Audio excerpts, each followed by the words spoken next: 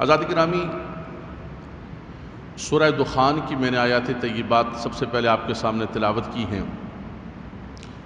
سورہ دخان کے آغاز میں رب کائنات نے فرمایا حامیم والکتاب المبین، یہ مبین کتاب اور واضح کتاب ہے۔ انا انزلناہ فی لیلۃ مبارکۃ انا کنا منذرین، اس کتاب کو ہم نے مبارک رات کے اندر نازل کیا اور یہ لوگوں کو ڈرانے کے لیے، اللہ تبارک و تعالیٰ کے خوف کے لیے، خشیت کے لیے رب تبارک و تعالیٰ نے جو ڈرنے والے ہیں ان کے لیے رب تبارک و تعالیٰ کا یہ پیغام ہے۔ اگلا جو کلمہ ہے اس کے اندر فرمایا فیہا یفرق کل امر حکیم امرا من عندنا انا کنا مرسلین، فرمایا کہ اس رات کے اندر جو ہے بڑے اہم ترین فیصلے ہوتے ہیں۔ ان آیات طیبات کے حوالے سے مفسرین کرام کی دو رائے ہیں۔ بعض مفسرین کرام نے فرمایا کہ اس رات سے مراد جو ہے وہ شب براءت ہے، اور اس کے اندر حضرت اکرمہ بھی ہیں اور بہت سارے اور تابعین ہیں اور لوگ ہیں، اور زیادہ لوگوں نے یہی کہا کہ نہیں، یہاں سے بھی مراد جو ہے وہ لیلۃ القدر ہے، اس لیے کہ لیلۃ القدر کے اندر قرآن کا نزول ہوا ہے، اور ان آیات طیبات کے اندر بھی لیلۃ القدر ہی کا ذکر کیا گیا ہے۔ بعض احباب نے یہ کہا کہ یہاں سے مراد شب برات ہے، چونکہ اس کے اندر ایک لفظ ہے فیہا یفرق کل امر حکیم، کہ اس رات کے اندر اہم ترین فیصلے ہوتے ہیں۔ شب برات جو لفظ ہے براءت، بعض لوگ ہمارے اس کو برات پڑھتے ہیں، وہ بھی بالکل غلط ہے، یہ شادی کے برات نہیں ہے، اور کچھ برت پڑھتے ہیں، برت بھی نہیں ہے اور برات بھی نہیں، یہ ہے براءۃ من اللہ ورسول، جو لفظ ہے قرآن مجید کا اس سے مشتق کیا گیا ہے، یعنی خلاصی حاصل کرنا، رستگاری حاصل کرنا اور جو ہے دور ہو جانا۔ تو یہ براءۃ من النار کی رات ہے، جہنم سے آزادی اور رستگاری اور خواستگاری حاصل کرنے اور پناہ مانگنے کی اور دور ہونے کی رات ہے۔ اس رات کے حوالے سے میں صرف وہ بات کروں گا اور وہ عمل آپ کے سامنے ذکر کروں گا جو اللہ کے نبی صلی اللہ تعالیٰ علیہ وسلم نے فرمایا ہے اور حضور نے کیا ہے۔ نوجوان توجہ فرمائیے گا، میرے سامنے سیاہ ستہ کی احادیث طیبہ کھلی ہوئی، مشکوٰۃ المصابیح کھلی ہوئی ہے، اس کے اندر ترمذی شریف کی، ابن ماجہ شریف کی اور دوسری احادیث طیبہ کے اندر جو اللہ کے نبی صلی اللہ تعالیٰ علیہ وسلم نے کر کے دکھایا یا حضور نے فرمایا، جو صحابہ کرام نے ہمیں بتایا، ہمیں اس کو صرف ذکر کرنا، اور اس سے آگے میں بڑھ کے آپ نے دیکھا ہے کہ کبھی بھی کوئی چیز میں زیادہ ذکر نہیں کرتا ہوں۔ میں سمجھتا ہوں اس کو بھی ہم کر لیں تو بہت ہے ہمارے لیے، اتنا بھی ہم کر لیں جو اللہ کے نبی صلی اللہ علیہ وسلم نے تعلیم عطا فرمائی۔ ایک تو سب سے پہلی بات ہے ترمذی شریف اور ابن ماجہ شریف کی حدیث پاک، ام المومنین سیدہ عائشہ رضی اللہ تعالی عنہا روایت فرماتی ہیں کہ میں نے نبی کریم صلی اللہ تعالیٰ علیہ وسلم کو ایک رات میں نہ پایا، فقدت رسول اللہ صلی اللہ علیہ وسلم فاذا هو بالبقیع، میں حضور علیہ السلام کو تلاش کرتی ہوئی نکلی تو حضور علیہ السلام بقیع قبرستان کے اندر موجود تھے۔ یہ میرے سامنے حدیث پاک کا متن کھلا ہے، ترمذی شریف کا، ابن ماجہ شریف کا، اور یاد رکھیے گا کہ اگر کسی حدیث کی سند کے اندر ذوق پیدا ہو جاتا ہے تو مختلف جو اسناد ہوتے ہیں کہ اس امام نے بھی روایت کیا، یہ بھی سند ہے، یہ بھی سند ہے، تو کثیر جو اسناد ہیں وہ اس ذوف کو جو ہے قوت کے اندر تبدیل فرما دیتے ہیں۔ ایک تو ضابطہ یہ۔ دوسرا ضابطہ یہ ہے کہ فضائل اعمال کے اندر جو ہے وہ اگر کوئی حدیث ضعیف بھی ہو تو وہ معتبر ہوتی ہے فضائل اعمال کے اندر۔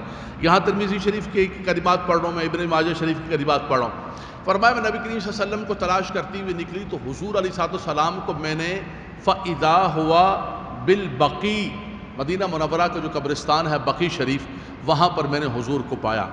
آپ کے درمیان کچھ مکالمہ ہوا، آخر کے میں کلمات پڑھوں گا حدیث پاک کے جو اللہ کے نبی صلی اللہ علیہ وسلم نے فرمایا۔ حضور نے فرمایا کہ اے عائشہ، تجھے پتہ ہے کہ یہ رات کیسی رات ہے، کتنی اہم ترین رات ہے؟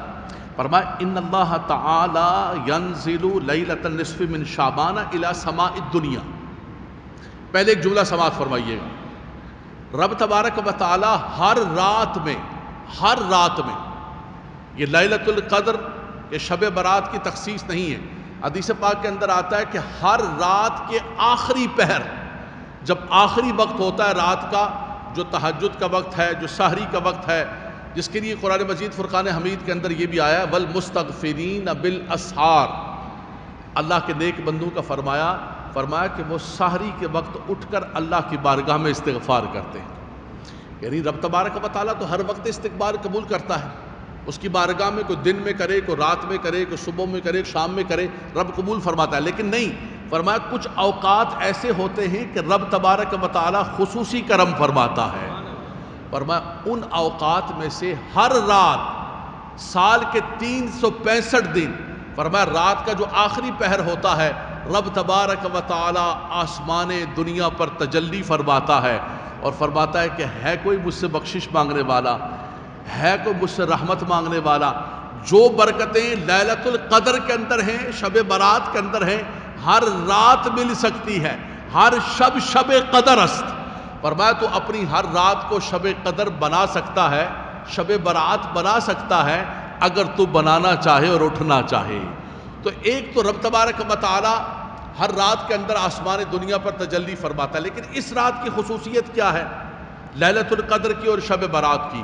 کہ جیسے ہی 14ویں تاریخ کا سورج غروب ہوا، 15ویں شب شروع ہوئی، رات کے آخری پہر فوراً شب شروع ہوئی۔ اب حدیث پاک سنیے، فرمایا ان اللہ تعالی ینزل لیلۃ النصف من شعبان، رب تبارک و تعالیٰ تو نہیں اترتا ہے، اللہ کا کوئی جسم نہیں ہے، رب تبارک و تعالیٰ اپنی شیان شان اجلال فرماتا ہے، اپنی رحمت کے ساتھ نزول فرماتا ہے۔ اس کے مختلف الفاظ استعمال کریں گے، رب تبارک و تعالیٰ اپنی رحمت کے اور اپنے شان کے مطابق اجلال فرماتا ہے، نزول فرماتا ہے، اور فرمایا پھر کیا کرتا ہے، یہ لفظ سنیے گا، فرمایا فَيَغْفِرُوا لِأَكْثَرَ مِنْ عَدَدِ شَعْرِ غَنَمِ كَلْبٍ، فرمایا قبیلہ بنو کلب کی بکریوں کے بالوں سے بھی زیادہ اللہ تبارک و تعالیٰ اس رات کے اندر گناہگاروں کی بخشش و مغفرت فرماتا ہے۔ تو یہ کوئی 2021 کے اندر کوئی شب برات منانا نہیں شروع ہو گئے اچانک۔ اچھا مختلف طریقے ہو سکتے ہیں، مختلف نظام ہو سکتا ہے، لیکن اصل جو مقصود ہے وہ رسول اللہ صلی اللہ تعالیٰ علیہ وسلم کی حدیث طیبہ ہے، اور وہ اس رات کی اہمیت و فضیلت ہے کہ بھئی اس رات کے اندر جو ہے رب تبارک و تعالیٰ اپنے بندوں پر کرم فرماتا ہے اور ان کی بخشش و مغفرت فرماتا ہے۔ دوسری حدیث پاک، اس حدیث پاک کو بھی سیدہ ام المومنین عائشہ صدیقہ طیبہ طاہرہ رضی اللہ تعالیٰ عنہا روایت فرماتی ہیں، فرمایا نبی کریم صلی اللہ علیہ وسلم نے فرمایا کہ حل تدرینا ما فی ہذہ اللیل، یعنی لیلۃ النصف من شعبان، فرمایا عائشہ تجھے پتہ ہے؟ نبی کریم صلی اللہ علیہ وسلم کبھی محبت سے سیدہ ام المؤمنین عائشہ بنت صدیق رضی اللہ تعالیٰ عنہما کو حمیرہ بھی فرمایا کرتے تھے محبت کے ساتھ، جیسے ایک نک نیم ہوتا ہے، پیار کا نام ہوتا ہے۔ تو حضور نے فرمایا اے حمیرہ، اے عائشہ، تمہیں معلوم ہے کہ یہ رات کتنی اہم ترین رات ہے، اور اس رات کے اندر کیا حل تدرین ما فیہا فی ہذہ اللیلہ، یعنی لیلۃ النصف من شعبان؟ قالت، انہوں نے عرض کی یا رسول اللہ صلی اللہ علیہ وسلم اس رات کے اندر کیا ہے، آپ فرمائیے یا رسول اللہ۔ فقال فیہا، فقال ان یکتب کل مولود فی ہذہ السنہ وان یکتب کل ہالک فی ہذہ السنہ، فرمایا کہ آنے والے سال کا پورا گوشوارہ اس رات کے اندر تیار ہوتا ہے، ہر پیدا ہونے والے بچے کا نام بھی، اس مولود کا نام بھی اسی رات کے اندر لکھا جاتا ہے۔ وَفِيهَا أَن يُكْتَبَ كُلُّ هَالِكٍ فِي هَذِهِ السَّنَةِ، اور آنے والے سال کے اندر کس نے دنیا سے رخصت ہو جانا ہے، فرمایا اس کا نام بھی لکھ کر حضرت اسرائیل کو اسی رات کے اندر دے دیا جاتا ہے۔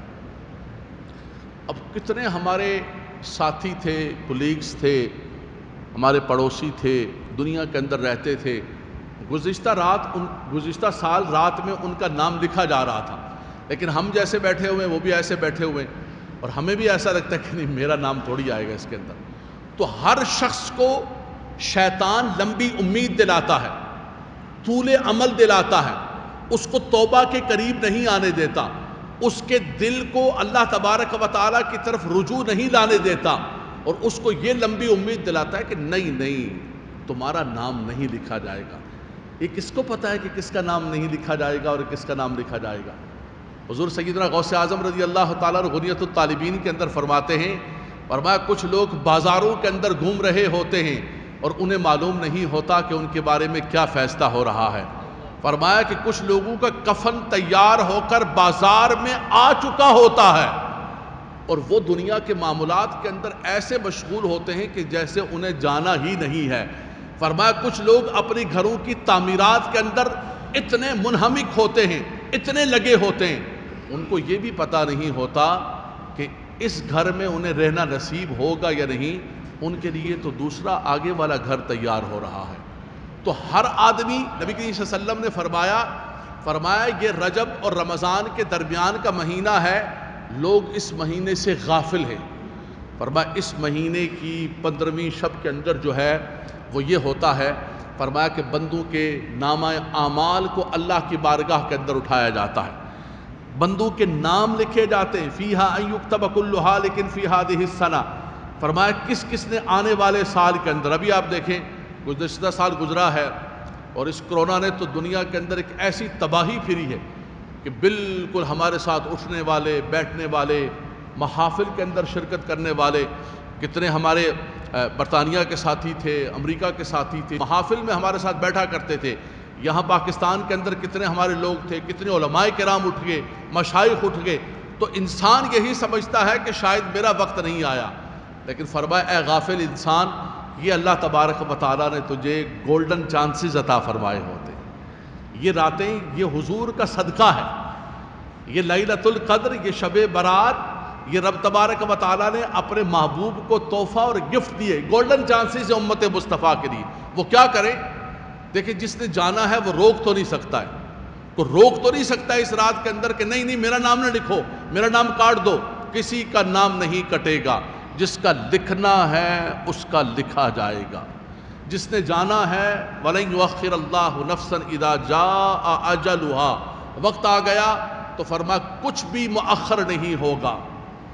قُلْ إِنَّ الْمَوْتَ الَّذِي تَفِرُّونَ مِنْهُ فَإِنَّهُ مُلَاقِيكُمْ، فرمایا جس موت سے تم بھاگ رہے ہو، جتنا بھی بھاگتے جاؤ، کہیں بھی نہیں بھاگ سکتے، جہاں لکھی ہوگی وہیں پر آ کر حضرت اسرائیل نے تمہاری روح کو قبض کرنا ہے، اس کو روک نہیں سکتا ہے کوئی۔ فرمایا کہ تم اپنے آپ کو بند قلعوں کے اندر بند کر لو، فرمایا کہ مضبوط قلعوں کے اندر اینما تکونوا یدرککم الموت ولو کنتم فی بروج مشیدہ، مضبوط قلعوں کے اندر بند کر لو اور کہو کہ اب مجھے جو ہے اسرائیل نہیں لے جا سکتے ہیں۔ حضرت اسرائیل علیہ السلام فرمایا وہاں سے بھی لے کر جائیں گے۔ تو یہ تو طے شدہ بات ہے، بلکہ یہ تو دنیا کا ہر مذہب اور ہر آدمی جانتا ہے کہ جانا ہے، لیکن مسلمان کے لیے یہ مہینے، یہ راتیں اللہ نے اس لیے دی ہیں کہ اے بندہ مومن، تو نے جانا تو ہے لیکن اپنے آپ کو پاک کر کے چلا جا، اپنے آپ کو ستھرا کر کے چلا جا، اپنے گناہوں کی بخشش و مغفرت کر کے رب تبارک و تعالیٰ کی بارگاہ کے اندر۔ تو اس رات کا جو اصل مقصد ہے، حضور نے فرمایا کہ فَيَغْفِرُ، رب تبارک و تعالیٰ قبیلہ بنو قلب کی بکریوں کے بالوں سے بھی زیادہ بندوں کی بخشش و مغفرت فرماتا ہے۔ تو فرمایا فیہا ان یکتب کل ہالک فی ہذہ السنہ وفیہا ترفع اعمالہم وفیہا تنزل ارزاقہم، فرمایا اسی رات کے اندر بندوں کے نامہ اعمال کو اللہ کی بارگاہ کے اندر اٹھایا جاتا ہے۔ نبی کریم صلی اللہ تعالیٰ علیہ وسلم، جیسے میں نے گزشتہ جمعے کو بیان کیا تھا حدیث پاک، کہ پیر کے دن حضور علیہ السلام روزہ رکھا کرتے تھے، پیر کے دن اور جمعرات کے دن۔ فرمایا پیر اور جمعرات کا دن وہ ہے کہ بندوں کے نامہ اعمال ہفتہ وار اللہ کی بارگاہ کے اندر اٹھائے جاتے ہیں۔ یہ جو 15 شعبان ہے یہ سالانہ نامہ اعمال گوشوارہ پیش کیا جاتا ہے، تو پیر کو بھی حضور روزہ رکھا کرتے تھے اور جمعرات کو بھی روزہ رکھا کرتے تھے۔ فرمایا فَأُحِبُّ أَنَا صَائِمٌ، فرمایا میں چاہتا ہوں کہ میرا نامہ اعمال جب پیش کیا جائے تو میں روزے کی حالت میں ہوں۔ شعبان کے اندر بھی بہت زیادہ روزہ رکھے کرتے تھے آقا دو جہاں صلی اللہ تعالیٰ علیہ وسلم۔ کسی نے پوچھا تو حضور نے یہی فرمایا کہ اس مہینے کے اندر بندوں کے نامہ اعمال اٹھائے جاتے ہیں، میں چاہتا ہوں کہ میرا نامہ اعمال جب اٹھایا جائے تو فرمایا میں روزے کی حالت میں ہوں۔ تو ایک تو کرنے کا عمل ہے وہ یہ ہے کہ نبی کریم صلی اللہ تعالیٰ علیہ وسلم آپ نے سب سے پہلے سماعت کیا کہ حضور علیہ السلام قبرستان خود تشریف لے گئے، زندگی میں ایک مرتبہ گئے، سنت بن گئی، ہمارے پاس دلیل موجود ہے حضور کا تشریف لے جانا۔ تو قبرستان مسلمان جاتے ہیں، لیکن میں ہمیشہ ایک تلقین کرتا ہوں کہ قبرستان میں جا کر میلہ ٹھیلا نہ بنائیں، قبروں پر پاؤں نہ رکھیں، قبروں پر اگربتیاں موم بتیاں، اعلیٰ حضرت امام اہل سنت نے منع فرمایا ہے کسی قبر کے اوپر اگربتی جلانا، کسی قبر کے اوپر موم بتی جلانا، اس سے منع کیا ہے۔ قبر پر پاؤں رکھنے سے منع کیا ہے۔ اگر آپ کی والدہ کی قبر یا والد کی قبر کسی ایسی جگہ ہے کہ آپ کو قبروں کے اوپر سے پاؤں رکھ کے جانا ہے، تو میں یہ اتنا بڑا مجمع ہے جمعۃ المبارک کا، میں گزارش کروں گا کہ آپ قبرستان کے دروازے سے بھی فاتحہ پڑھ لیں گے، آپ یقین کریں آپ کا وہ ایصال ثواب پہنچ جائے۔ جو کچھ آپ پڑھیں گے، آپ تو یہاں سے بھی پڑھیں گے پہنچ جائے گا، لیکن ایک قبرستان میں جانے کا انسان کو ایک آخرت کی فکر بھی ہوتی ہے، اور یہ بھی ہوتی ہے کہ مجھے بھی یہاں پر آنا ہے۔ تو اس کو میلہ ٹھیلا، وہاں پر شور شرابہ، بالکل خاموشی۔ قبرستان کے اندر فرمایا باتیں کرنا یہ تو قبر کے اندر اندھیرا لے کر آتا ہے، وہاں تو بالکل خاموشی کے ساتھ جائیں اور اپنی آخرت کو اور اپنی قبر کو یاد کریں، اپنے بزرگوں کے لیے ایصال ثواب کر کے واپس تشریف لے آئے۔ ایک تو یہ عمل۔ دوسرا، حضرت علی المرتضیٰ کرم اللہ تعالی وجہ الکریم روایت فرماتے ہیں، عن علی قال رسول اللہ صلی اللہ تعالی علیہ وسلم، حدیث سنیے گا، اور اس حدیث پاک کو روایت کیا ہے، میں اس کا حوالہ بھی آپ کو پیش کر دیتا ہوں۔ شاہ ستہ کی کتاب ہے ابن ماجہ شریف، ابن ماجہ جو ہے امام ابن ماجہ نے اس کو روایت کیا ہے۔ عن علی قال رسول اللہ صلی اللہ علیہ وسلم، اذا كانت لیلۃ النصف من شعبان فقوموا لیلها وصوموا یومها۔ کیا کرنا ہے آپ نے؟ وہ کرنا ہے جو اللہ کے نبی صلی اللہ علیہ وسلم نے فرمایا ہے، وہ کرنا ہے، اپنے پاس سے نہیں کرنا۔ عبادت وہی عبادت ہوتی ہے جس کو اللہ کے نبی صلی اللہ علیہ وسلم تلقین فرمائے کہ کیسے کرنی ہے اور کیا کرنا ہے۔ ہم اپنے گھر سے 10 چیزیں نکال لیتے ہیں، 10 چیزیں جمع کر لیتے ہیں، اتنا نہ کریں، مہربانی کریں، اس چیز کو وہیں پر رہنے دیں اور اس کے مطابق کریں تو اس کے اندر برکت ہوگی۔ پہلا فرمایا قبرستان حضور خود تشریف لے گئے۔ دوسرا، حضرت علی روایت فرماتے ہیں حضور صلی اللہ علیہ وسلم نے فرمایا کہ اس رات کے اندر قیام کرو اور اس کے دن میں روزہ رکھو۔ رات میں قیام کرنا ہے، نوافل ادا کرنے۔ حشت بہشت کے اندر حضرت خواجہ خواجگان خواجہ غریب نواز رحمۃ اللہ تعالی علیہ نے حضرت امام حسن مجتبیٰ رضی اللہ تعالی عنہ کا ایک عمل نقل کیا ہے۔ آپ سے پوچھا گیا کہ اس رات کے اندر کیا کرنا چاہیے، تو آپ نے فرمایا کہ اس رات کو 3 حصوں کے اندر تقسیم کر لو۔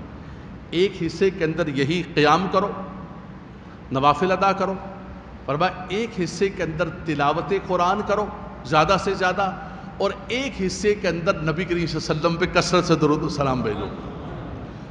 فرمایا کہ اس رات کو عبادت کے اندر گزارنا ہے، روڈوں پر، گلیوں پر، ادھر ادھر آپ دیکھیں رش لگا ہوتا ہے، ٹریفک جام ہوتی ہے۔ کیا ہے بھائی؟ یہ بڑی رات اس لیے نہیں ہے کہ ہم اپنے گھروں سے نکل کے خالی روڈوں پر گھومتے رہیں اور جاگتے رہیں۔ مراد یہ ہے کہ ہم نے اس رات کے اندر متوجہ ہو کر عبادت کرنا ہے۔ ایک اجتماعی عبادت کرتے ہیں، انفرادی عبادت کریں، خواتین اپنے گھروں میں عبادت کریں، ذکر کے اندر، اذکار کے اندر، اور سب سے بڑھ کر یہ ہے جو نبی کریم صلی اللہ علیہ وسلم نے فرمایا کہ یہ مغفرت کی رات ہے۔ رب تبارک و تعالی آسمان دنیا پر تشریف لاتا ہے اپنی رحمت کے ساتھ، اور آوازہ آتا ہے کہ حل من مستغفر فاغفر له، حل من مسترزق فارزقه، حل من مبتل فاعافیہ، حل قضا حل قضا حل قضا حتی یطلع الفجر۔ فرمایا کہ پوری رات آوازیں آ رہی ہوتی ہے، رحمت رب کی آواز دے رہی ہوتی ہے کہ ہے کوئی بخشش و مغفرت طلب کرنے والا۔ آج اللہ کی طرف سے رحمتیں اور بخششیں بٹ رہی ہیں مغفرتیں۔ ہے کوئی مغفرت مانگنے والا، ہے کوئی روزی مانگنے والا، کہ یہ روزی اترنے کی رات ہے، رزق تقسیم کیا جا رہا ہے۔ دیکھیں دینے والی ذات اللہ کی ہے، تقدیر سارا کچھ اسی کے پاس ہے، فرشتے بھی سارے اسی کے پاس ہیں۔ لا یعصون اللہ ما امرہم ویفعلون ما یؤمرون، لیکن فرمایا کہ وہ فیصلے کرتا ہے اپنے بندوں کے۔ اور یہ بھی یاد رکھیے گا کہ تقدیر کے اندر کچھ چیزیں تقدیر مبرم ہوتی ہیں اور کچھ چیزیں تقدیر معلق ہوتی ہیں۔ تقدیر معلق یہ ہوتی ہے کہ یہ بندہ اگر اپنے والدین کے ساتھ اچھا رویہ رکھے گا، اپنے رشتہ داروں کے ساتھ صلہ رحمی کرے گا، تو فرمایا رب تبارک و تعالی اس بندے کے لیے روزی کے راستوں کو کھول دے گا. تو یہ معلق لکھا ہوتا ہے. اب یہ بندے کیا ہے کہ بندہ جو ہے وہ کرتا ہے یا نہیں کرتا. قرآن ذیشان کہتا ہے وَمَنْ أَعْرَضَ عَنْ ذِكْرِي فَإِنَّ لَهُ مَعِيشَةً ضَنْكًا. فرمایا جو میرے ذکر سے اعراض کرتا ہے میں اس کی زندگی اس کے لیے تنگ کر دیتا ہوں, اس کی معیشت کو اس کے لیے تنگ کر دیتا ہوں, اس کے روزگار کو اس کے لیے تنگ کر دیتا ہوں. اور فرمایا کہ جو وَلَوْ أَنَّهُمْ آمَنُوا وَاتَّقَوْا لَفَتَحْنَا عَلَيْهِمْ بَرَكَاتٍ مِّنَ السَّمَاءِ وَالْأَرْضِ. اور اگر وہ اللہ کی پیروی کرتا ہے تو آسمان بھی رحمتوں کا نزول فرماتا ہے اور زمین بھی اپنے خزانے اپنے بندوں کے لیے عطا فرماتی ہے. تو سب سے بڑھ کر یہ کرنا ہے فرمایا اس رات کے اندر اللہ کی بارگاہ کے اندر استغفار کرنا ہے, اس رات کے اندر قیام کرنا ہے, اس رات کے اندر تلاوت قرآن کرنا ہے, اور اس کے دن کے اندر روزہ رکھنا ہے. میں نے گزشتہ جمعۃ المبارک میں بھی اشارتاً کہا, میں ریپیٹ نہیں کروں گا. دیکھیں بات یہ ہے کہ جو رکھنا چاہتا ہے وہ رکھے, یہ نفلی روزہ ہے, فرض روزہ نہیں ہے. نبی کریم صلی اللہ علیہ وسلم کی گزشتہ جمعۃ المبارک میں نے حدیثیں پڑھی کہ حضور علیہ السلام شعبان المعظم کے اندر بہت روزے رکھا کرتے تھے. آپ حضور کی سنت کی نیت کر کے روزے رکھ لیں. ایک صحابی رسول کو نبی کریم صلی اللہ علیہ وسلم نے فرمایا, یہاں پر ایک حدیث پاک ہے حضرت سیدنا ابو ذر رضی اللہ تعالیٰ عنہ کو فرمایا کہ اذا صمت من الشہر ثلاثۃ ایام, فرمایا اگر تو مہینے کے اندر روزہ رکھنا چاہے تو 3 دن ضرور رکھا کر. فرمایا وہ کون سے ہیں؟ 13 14 15, 13 14 15 جنہیں ایام بید کہا جاتا ہے. 13 14 15 ان کے روزے رکھنے کا خود حضور نے حکم فرمایا. اگر آپ شعبان, اگر آپ لیلۃ البرات کی نیت سے نہیں رکھنا چاہتے, آپ ایام بید کی نیت سے رکھ لیں. آپ شعبان کی نیت سے رکھ لیں کہ حضور نے شعبان کے اندر روزے رکھیں. پیر کا دن آ رہا ہے, 14 تاریخ جو ہے پیر کا دن ہے, آپ پیر کے دن روزہ رکھ لو. یار نبی صلی اللہ علیہ وسلم نے پیر کے دن روزہ رکھا, لیکن کسی طریقے سے لوگ آئیں تو قریب, ان کو دور بگانے کے بجائے, کوئی مناظرے کرنے کے بجائے, دھکے لگانے کے بجائے, اور مسجد کے دروازے بند کرنے کے بجائے مسجد کے دروازے کھولنے ہیں ہم نے کہ بھائی کسی نیت کے ساتھ آ جاؤ یار, آ تو جاؤ. بلکہ انشاءاللہ تبارک و تعالی اللہ تعالیٰ جزائے خیر عطا فرمائے, ہمارے چیئرمین صاحب کو ہم نے کل ہی مشاورت کے ساتھ یہ طے کیا ہے کہ 13 14 اور 15 نوٹ کر لے, اتوار پیر اور منگل ہمارے ہاں نماز فجر جو ہے وہ اول ترین وقت میں ادا کی جائے گی. آپ ایام بید کی نیت سے روزہ رکھ لو یار, کسی طریقے سے رکھ تو لو, آ تو جاؤ انشاءاللہ تبارک و تعالی. تقریباً جو ہے 5:08 یا 9 پر وقت ختم ہو رہا ہے, احتیاطاً 8 منٹ پہ ختم کر لیں اور 5:25 پر انشاءاللہ تعالی نماز فجر ادا کی جائے گی.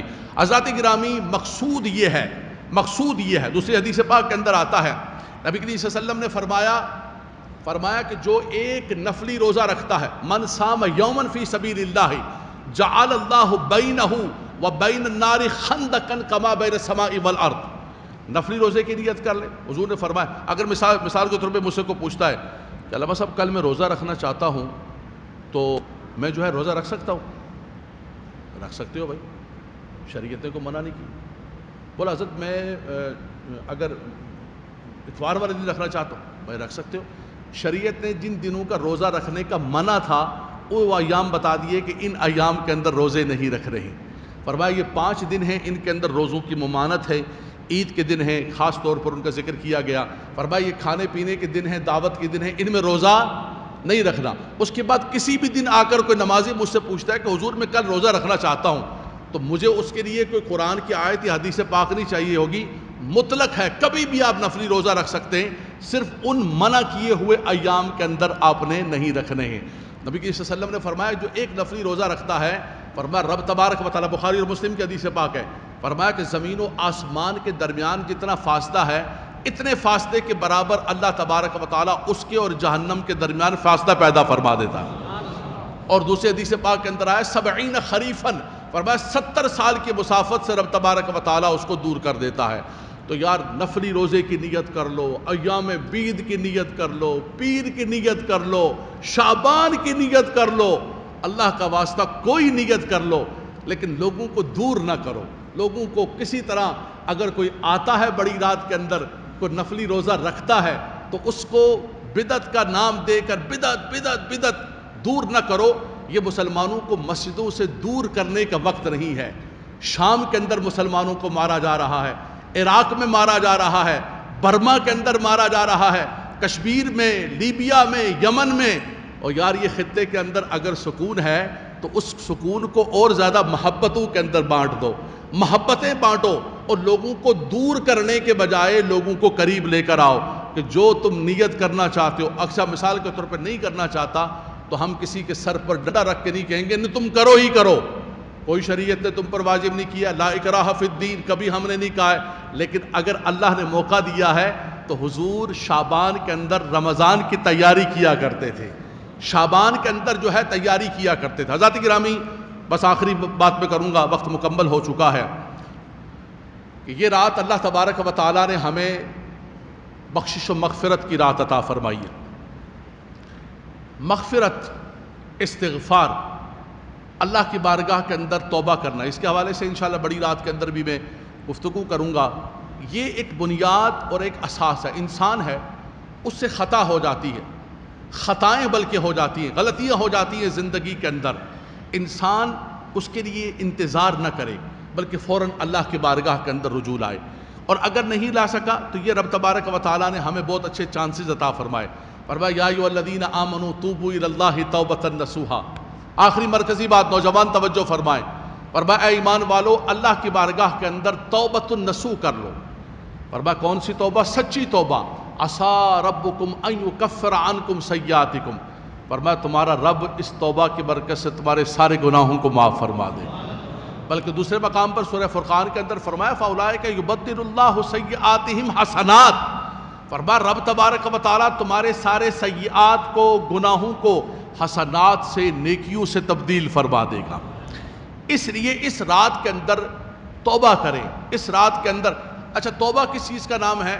توبہ کو لفظوں کا نام نہیں ہے کہ ہم ایک نعت خواں کو بلا لیں اور وہ توبہ پڑھنا شروع کر دے، توبہ میری توبہ توبہ، ہم سب جملہ شروع کر دیں. ہم نے کہا جی سبحان اللہ توبہ ہو گئی. نبی کریم صلی اللہ علیہ وسلم سے پوچھا گیا کہ توبہ کیا ہے تو حضور نے فرمایا التوبۃ الندم. فرمایا توبہ کی جو شرط اول ہے، بنیادی جو رکن اعظم ہے توبہ کا، وہ ہے ندامت. کہ تمہارے دل کے اندر ندامت ہونی چاہیے، تمہارے دل کے اندر شرمندگی ہونی چاہیے اپنے کیے پر. اور دوسری شرط یہ ہے کہ آگے تمہارا عزم ہونا چاہیے اے میرے مالک و مولا تو مجھے معاف فرما دے، اس رات کے اندر معاف فرما دے، آج معاف فرما دے اے میرے مالک و مولا، اب میں اس گناہ کے قریب نہیں جاؤں گا. لیکن حضرات گرامی ایک بات میں وضاحت کر دوں، یہیں پر حدیث پاک کے اندر نبی کریم صلی اللہ علیہ وسلم نے فرمایا کہ رب تبارک و تعالی ہر بندے کی بخشش و مغفرت فرماتا ہے. فَيَغْفِرُ لِجَمِيعِ خَلْقِهِ إِلَّا لِمُشْرِكٍ أَوْ مُشَاهٍ أَوْ عَاقُ الْوَالِدَيْنِ أَوْ شَارِبُ الْخَمْرِ. کچھ لوگ ایسے ہوتے ہیں کہ اس مبارک رات میں بھی اگر وہ سچے دل سے توبہ نہ کریں اور اپنے معاملات کو ٹھیک نہ کریں تو فرمایا رب تبارک و تعالیٰ ان کی توبہ قبول نہیں کرتا ہے. ایک تو انسان کا اور رب کا معاملہ ہوتا ہے، انسان اللہ کی بارگاہ کے اندر توبہ کر رہا ہے. ایک بندوں کا معاملہ ہوتا ہے. مثال کے طور پر آپ نے کسی کا حق مارا ہوا ہے، آپ نے شب برات میں ٹوپی پہنی، سفید کپڑے پہنے، آ کے کونے پہ بیٹھ کے یا اللہ مجھے معاف کر دے. نہ نہ نہ نہ نہ، آپ نے جس کا حق مارا ہوا ہے، جس کا جو دینا ہے، یہ تو ہر بندہ شب برات میں اٹھ کے کہے بھائی میں نے تو توبہ کر لی ہے، کون سے تمہارا پیسے، کون سا تمہارا مال، کون سا تمہارا پلاٹ. نہیں نہیں نہیں، اسلام کا یہ اصول نہیں ہے. توبہ یہ ہے کہ آپ نے جس کا جو دینا ہے اس کا حق پورا کریں. آپ کسی کا غصب کیا ہوا ہے، جب تک واپس نہیں کرو گے تم پوری رات، پوری زندگی اللہ کی بارگاہ کے اندر توبہ کرتے رہو، اللہ توبہ قبول نہیں کرے گا. دوسرا نبی کریم صلی اللہ علیہ وسلم نے فرمایا کہ والدین کا نافرمان، نوجوانوں کے لیے خاص طور پر. ایک شخص ہے گھر سے تیار ہو کر آیا، بالکل خوشبو لگائی، ٹوپی پہنی، مسجد جا رہا ہوں میں، یہاں آیا، حضرت صاحب دعا کیجئے گا. حضرت صاحب دعا فرمائیں. کوئی ہماری دعائیں کسی پیر کی، کسی مولانا کی، کسی کی دعا تمہارے حق میں قبول نہیں ہوگی اگر تم گھر میں اپنے والدین کے ساتھ بدتمیزی کر کے آئے ہو، والدین کو ناراض کر کے آئے ہو. شب برات کیوں نہ ہو، لیلۃ القدر کیوں نہ ہو، اللہ کے کسی ولی کے پاس تم جا کر کیوں نہ بیٹھے ہو. بڑی پیاری بات لگی مجھے، حضرت نجیب میاں حیدر صاحب تشریف لائے مارارہ شریف سے. کوئی پیر اتنی بڑی جرت نہیں کرتا، اتنی جرت والا پیر میں نے کوئی نہیں دیکھا۔ انہوں نے تقریر کرتے ہوئے کہا کہ ہمارے پاس آ کے کہتے ہو کہ دعا کرو، کوئی ہماری دعا تمہارے حق میں قبول نہیں ہوگی۔ حالانکہ پیر تو کہتا ہے کہ جو مرضی کرتے جاؤ، کالا کرو، نیلا کرو، پیلا کرو، ہمارے پاس آؤ، ہم سب سفید کر کے تمہیں بھیج دیں گے۔ لیکن انہوں نے صاف ستھری بات کی، انہوں نے کہا کوئی دعا، اگر تمہارے گھر کے اندر تمہارے والدین ناراض ہیں تم سے، ان کو ناراض کر کے ہمارے پاس آ کے کہو کہ حضرت دعا کریں، فرمایا ہماری دعائیں تمہارے حق میں اللہ قبول نہیں کرے گا، وہ راضی ہوں گے تو رب بھی راضی ہوگا۔ اعلیٰ حضرت امام اہل سنت شب برات سے پہلے اپنے متعلقین کو خط لکھتے تھے کہ بھائی کسی کے ساتھ کوئی جھگڑا ہے، کوئی اختلاف ہے۔ اسی طرح حدیث پاک کے اندر آتا ہے کہ ہر پیر کو اور جمعرات کو بندوں کے نامہ اعمال جب پیش کیے جاتے ہیں تو فرمایا اگر کسی کے ساتھ قطع رحمی کی ہوئی آپ نے، کسی کے ساتھ آپ کا بائیکاٹ ہے، کسی کے ساتھ آپ نے کٹی کی ہوئی ہے، جب تک آپ ان کے ساتھ صلح نہیں کریں گے، حدیث رسول پڑھ رہا ہوں میں، فرمایا بندوں کے نامہ اعمال جب اللہ کی بارگاہ میں پیش کیے جاتے ہیں تو رب تعالیٰ فرماتا ہے اترک بہذین، فرمایا ان کے نامہ اعمال کو اٹھا کے پھینک دو، جب تک یہ آپس میں صلح نہیں کریں گے، فرمایا ان کے نامہ اعمال میں قبول، یہ یاد رکھ لیجیے گا۔ نفلوں کی تعداد گننے کے بجائے میں نے اتنے نفل پڑھ لیے، میں نے اتنی تسبیح پڑھ لی، پہلے ان معاملات کو صحیح کر کے آئیں گے۔ آج تو ہم اس پر توجہ نہیں کرتے ہیں، لیکن ہمارے بزرگ اعلیٰ حضرت امام اہل سنت پہلے سے لوگوں کے اندر یہ انوائرمنٹ پیدا کرتے تھے کہ ان معاملات کو ٹھیک کر کے آؤ۔ دوسرا، کسی کے ساتھ اختلاف ہے، جھگڑا ہے، بیماری ہو گئی، کسی کا حق مارا، ہم نے آرام سے ڈیجیٹل طریقہ سیکھ دیا۔ ایک میسج لکھو، مجھے معاف کر دینا، میں نے بھی تمہیں معاف کیا ہے، اے بٹن دباؤ، 500 آدمی 1000 آدمی کی چلا گئے، چلو بھائی چھٹی میری، بھائی میں نے تو معافی مانگ لی ہے، میں نے تو 1000 آدمی کو میسج، کون ہے اس کے اندر یہ بھی پتہ نہیں ہوتا۔ بھائی معافی کا یہ مطلب نہیں ہوتا ہے آپ نے کسی کا حق مارا ہے، کسی کی دل آزاری کی ہے، آپ جب جا کر اس سے معافی نہیں مانگیں گے، آپ کے اندر ندامت نہیں ہوگی، یہ کون سی ڈیجیٹل معافی ہے؟ بلکہ یہ معافی کہ ہم نے رسم آپ دیکھیے گا 14 شعبان کو میسج پہ میسج دڑا رہے ہوں گے۔ اچھا مجھے پتہ بھی نہیں کہ میرے موبائل کے اندر کس کس آدمی کا نمبر ہے، میں نے بس ایک بٹن دبانا ہے اور 1000 آدمی کو میسج چلا جائے گا، بھائی مجھے معاف کر دینا، معاف کر دینا، بڑی رات ہے، معاف کر دینا، ختم، میرا کام چھٹی ہو گئی۔ میرے بھائی ایسا نہیں ہے، کسی کا حق مارا ہوا ہے، کسی کی دل آزاری کی ہوئی ہے، جب تک آپ اس کو مناؤ گے نہیں، رب بھی نہیں مانے گا۔ اور خاص طور پہ میں نوجوانوں سے کہوں گا کہ بڑی رات کے آنے سے پہلے ماں باپ کے ہاتھ چوم کے آنا، ان کو راضی کر کے آنا، اگر رب کو راضی کرنا چاہتے ہو۔ وآخر دعوانا الحمدللہ۔